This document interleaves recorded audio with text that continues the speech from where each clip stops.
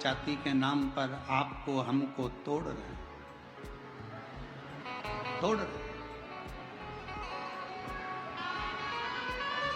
कल कश्मीर की घाटी पे पहलगांव में जो घटना हुई है वो दिल को झंझोड़ने वाली है, झंझोड़ने वाली।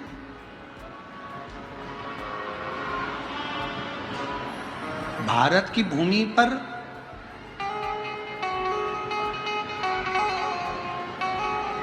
हिंदुओं की मौत कब तक होती रहेगी? कभी बंगाल में हिंदू मारा जाता है और कभी कश्मीर की घाटी में कपड़े उतार कर देखा जाता है कि हिंदू है और गोली मार दी जाती है। करोगे क्या? कैंडल मार्च निकाल लोगे, पुतले जला लोगे, बन सकेगा तो थोड़ा थोड़ा नारा लगा लोगे और फिर शांत होकर बैठ जाओगे।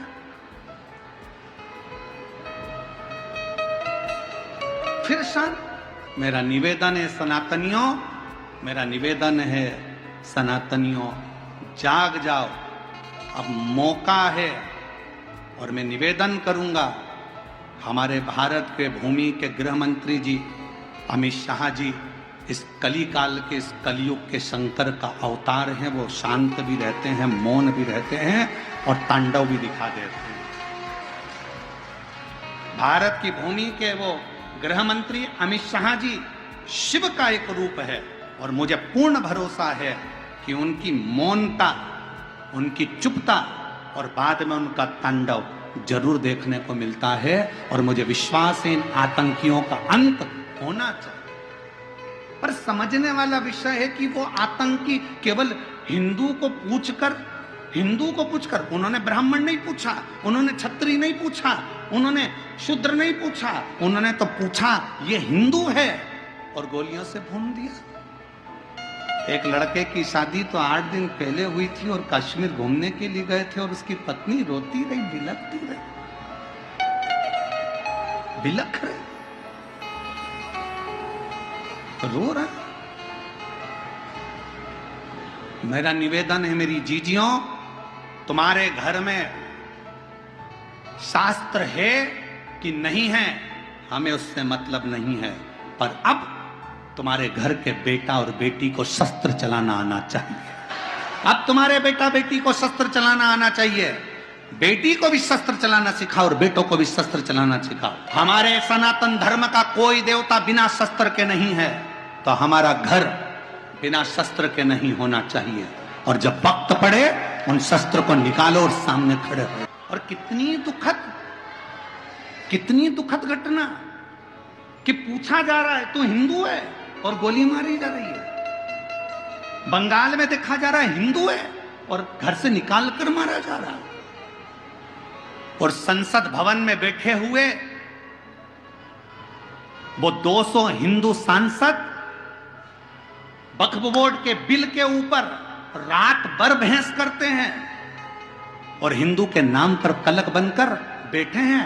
ले जाओ उनको और कश्मीर की उस घाटी में सौंप दो, कश्मीर की घाटी में ले जाकर सौंप दो कि जो सनातन धर्म को छोड़कर हिंदू होकर हिंदू के लिए अपशब्द करते। क्या जरूरत है इसकी?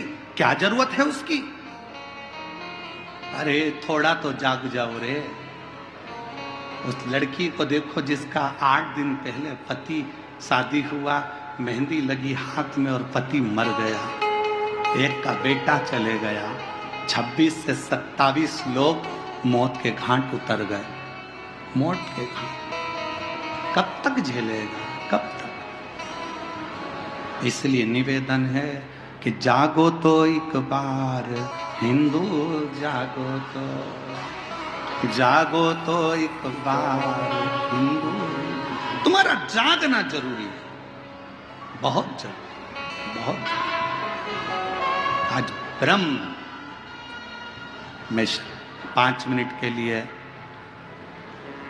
उस घाटी में मृत्यु के घाट उतारे गए उन सभी निर्दोषों के लिए जिन्होंने कभी नहीं सोचा था कि ऐसा हो जाएगा, उनके लिए 5 बार श्री शिवाय नमस्तुभ्यम श्रद्धांजलि के रूप में आप और हम समर्पित करें। दिल से आप और हम बोले सभी, श्री शिवाय नमस्तुभ्यम,